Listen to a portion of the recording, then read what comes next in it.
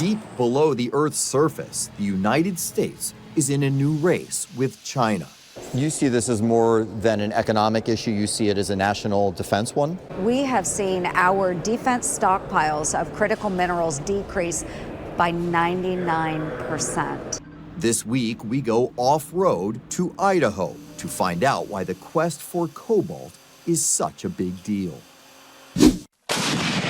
In the war with Russia and Ukraine, millions have been forced to flee. Well, in Berlin alone, 300,000. This week, we're in Germany for a look at Europe's Ukrainian refugee crisis and growing hopes of going home. Are you going back home someday? Yeah. The midterm elections are almost here, and polling to predict the outcomes is hitting a fever pitch, even though they have a history of getting it wrong. I've noticed more in recent years, polling is used to shape public opinion rather than measure public opinion. I think it goes back down to people. Who's the practitioner that you trust and accurate? You have to be accurate, otherwise you're not worth it. This week, a new artificial intelligence approach to take polling to a whole new level.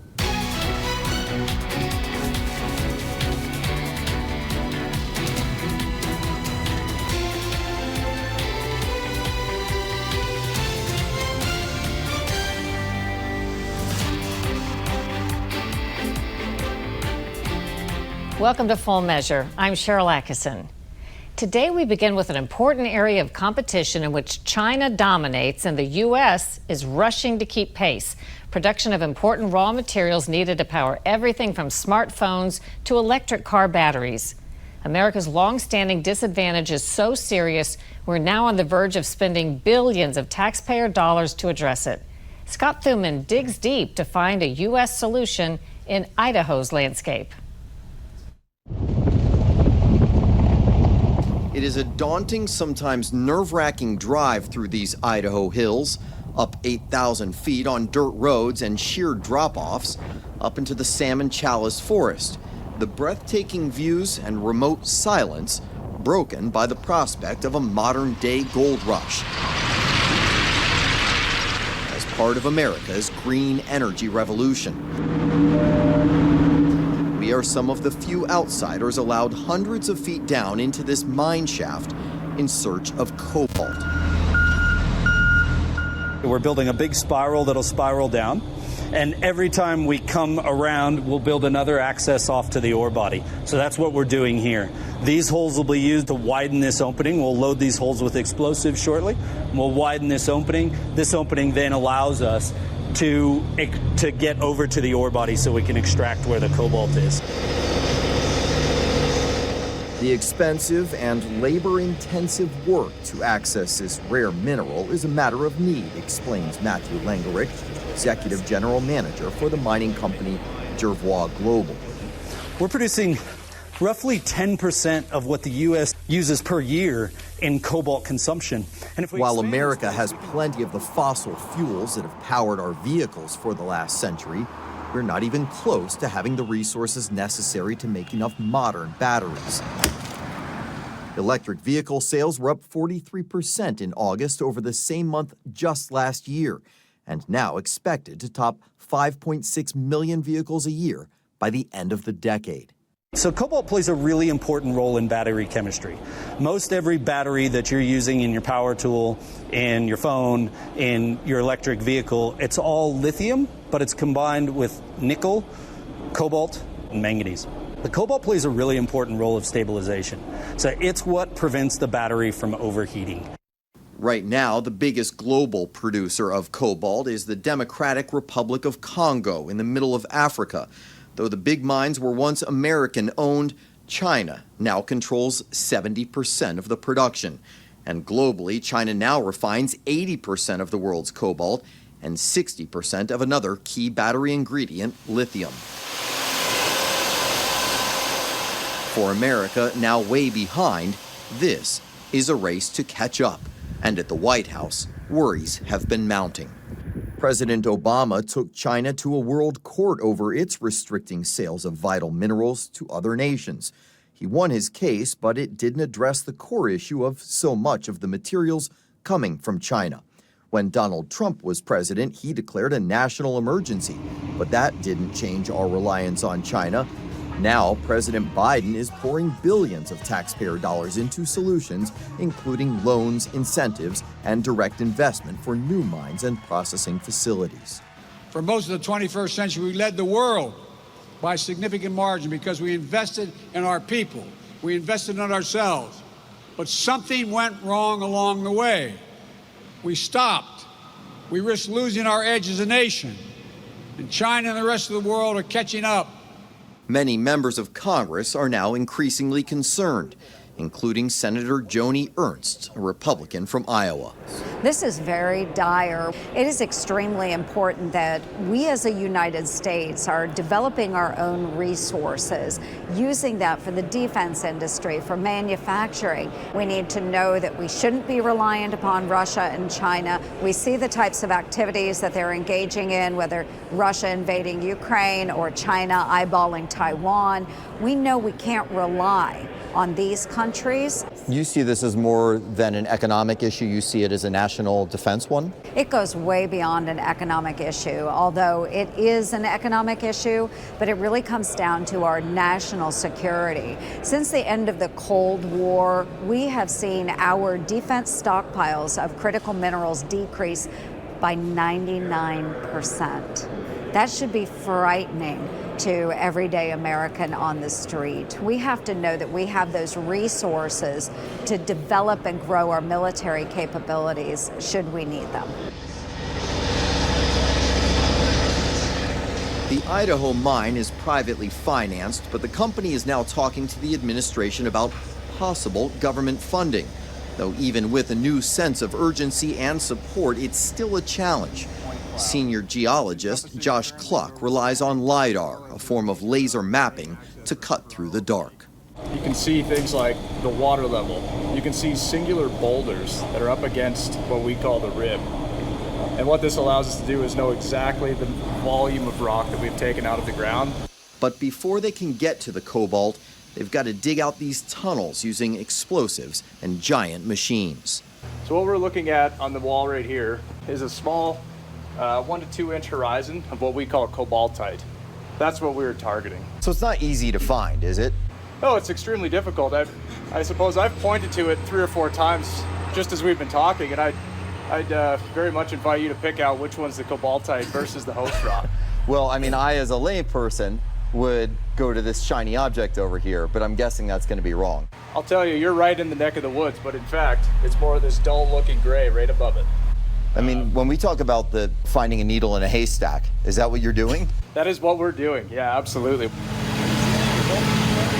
These underground tunnels, eventually to exceed 50 miles, should give them 7 years worth of mining. In about 1 year's time, they believe they can pull about 4 million pounds of cobalt out of this mine.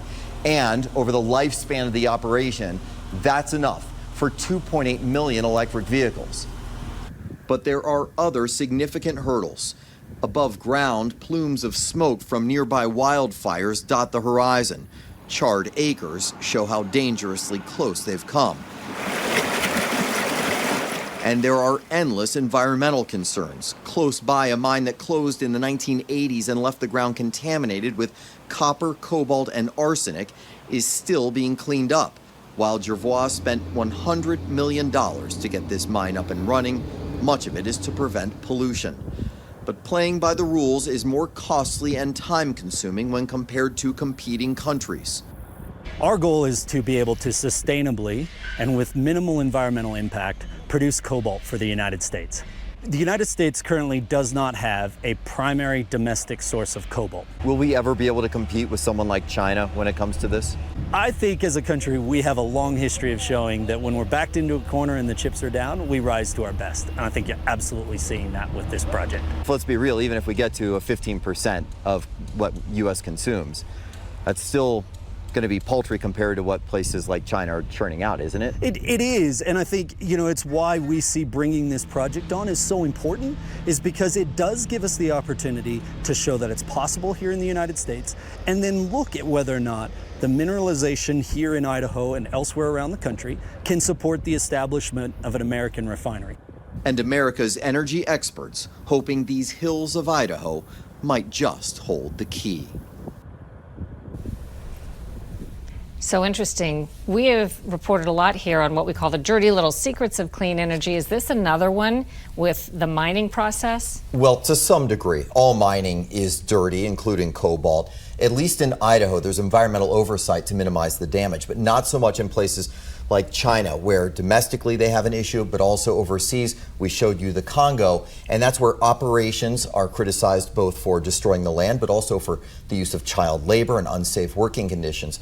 But really, there's also another major concern about China's lead in mining the deep oceans with a process that some believe could be catastrophic. We'll keep on it. Thanks a lot, Scott. When we return, we are off to Germany to see the surge of Ukrainian refugees still arriving daily.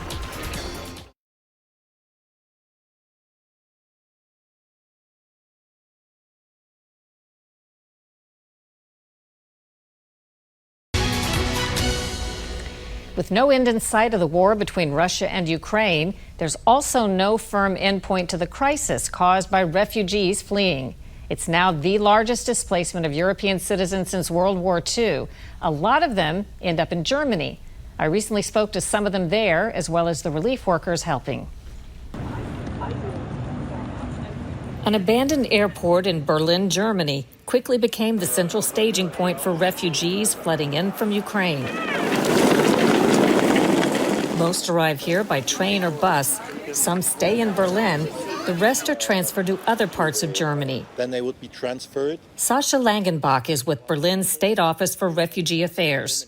Well, when the war started on the 24th of February, we were confronted with an amount of 10,000 up to 12,000 people arriving in Berlin every day. So after a week or two, it was clear that our reception center that we do run for asylum seekers from all over the world is too small. That's where the Senate of Berlin decided to organize a Ukraine refugee center here in the former airport. Do you have any idea how many Ukrainian refugees have come into Germany? Well, in Berlin alone, we welcomed more than 300,000 Ukrainians. Of course, not all of them can stay here in the capital, as the capacities, housing, schools, and so on are limited. So we still do not know how many Ukrainians live in Berlin now, because they don't need a visa. From Donetsk. Elena says she came March 1st with her 13-year-old son, who's training as a professional tennis player. Today, she's here to greet her husband, finally joining them after 5 months. Yes, it was difficult because I was alone with my son. First of all, we come to Hungary and sleep 2 nights in a car. And then we come to Germany because we have... Friends here? Friends, yeah. Friends, and they help us. What is your plan now? My plan now, if the war is stopped, we come to Ukraine. It's only this way. But now my son is training and play for German tennis club here and come to school. And I study German and try to find a job. But if it stops, I want to come to Ukraine. Tatiana came in April with her 7-year-old daughter, Margarita, but without a son who remained in college in Ukraine. She's also here to greet her husband, who just arrived. It was so dangerous and so scary, but we do it. How many days did it take you when you came here? 10 days he come. He go 10 days. We maybe точно так же. Same. Are you going back home someday? Yeah, we miss you, my town, beautiful town, Kharkiv. But now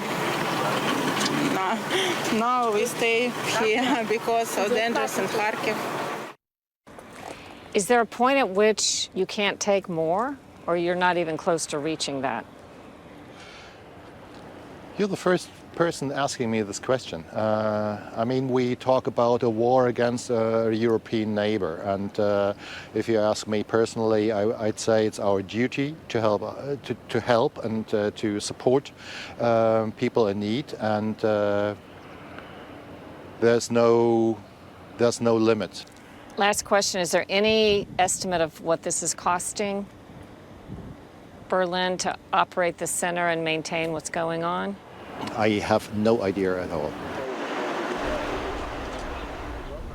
The United Nations estimates the total number of refugees who left Ukraine for other European countries is more than 7 million. Coming up next on Full Measure, the future of polling using artificial intelligence.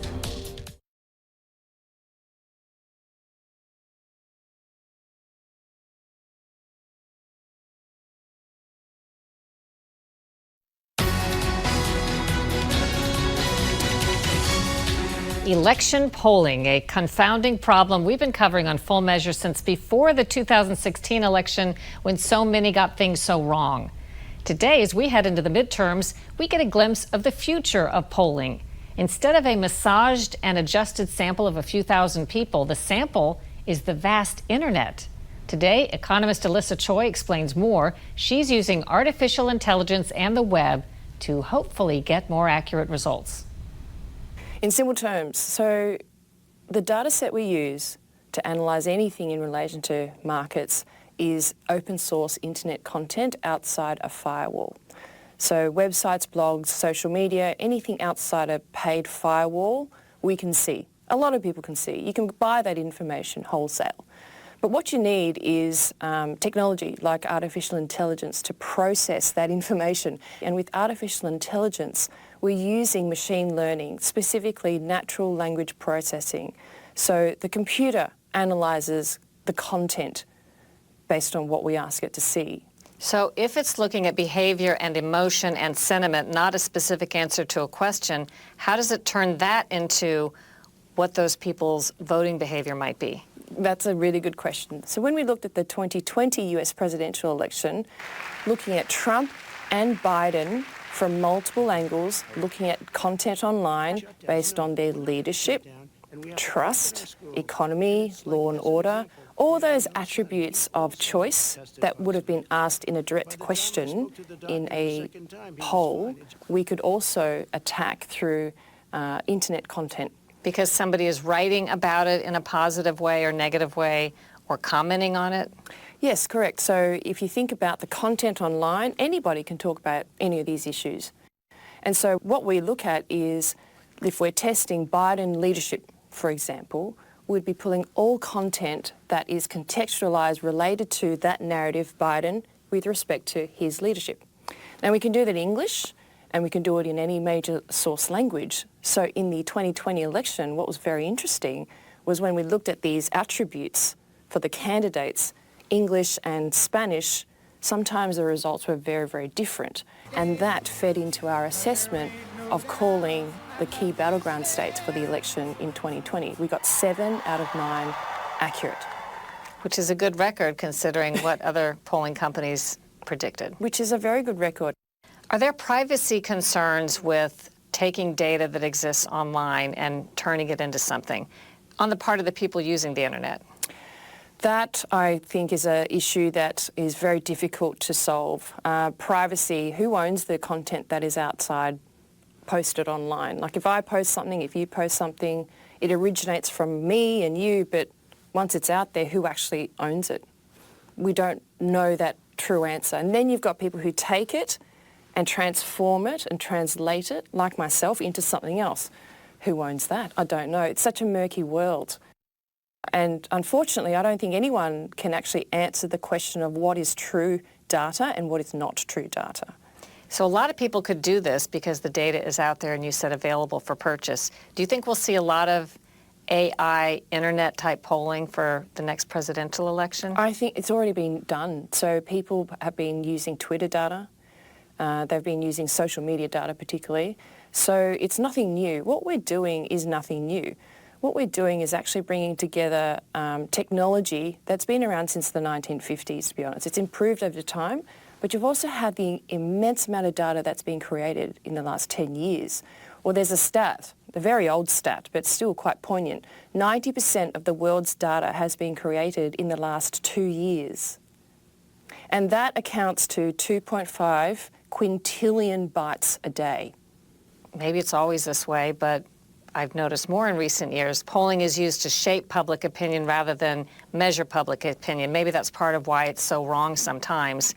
Is the same peril possible using data from the internet for people who want to shape opinion? 100%. You can take whatever you want from the internet and craft a story based on your technique and your particular angle or your objective. You give a data set to 10 different analysts, we'll all have very different outcomes as to what we see. So if you can imagine the world of data that's out there, technology at play, who are you going to trust? I think it goes back down to people. Who's the practitioner that you trust in what they're saying, and how have they got the experience and consistency over time that demonstrates that they're trustworthy and accurate? You have to be accurate, otherwise you're not worth it. Last question. Are you confident that this method at least allows, for those who use it that way, for more accurate polling than what we've been seeing? I go by my evidence, and I would say 100%. So we've been looking at elections since 2016. The first one was Clinton and Trump. So we took a look at that and we said, oh, I think Trump's got a good chance, and he did. Same thing with Biden. So we've been refining the methodology using elections because it's the best experiment to test your method. You've got an outcome that's defined and you've got a lead up, and we can measure sentiment as it changes over time. It shifts quite dramatically, particularly in elections. So based on our track record, I would say, of course, we're much better than polls, which is why I'm here. So far, midterm polls have alternately predicted giant Republican gains and a surprisingly strong performance by Democrats. After a break, what's ahead next week on Full Measure?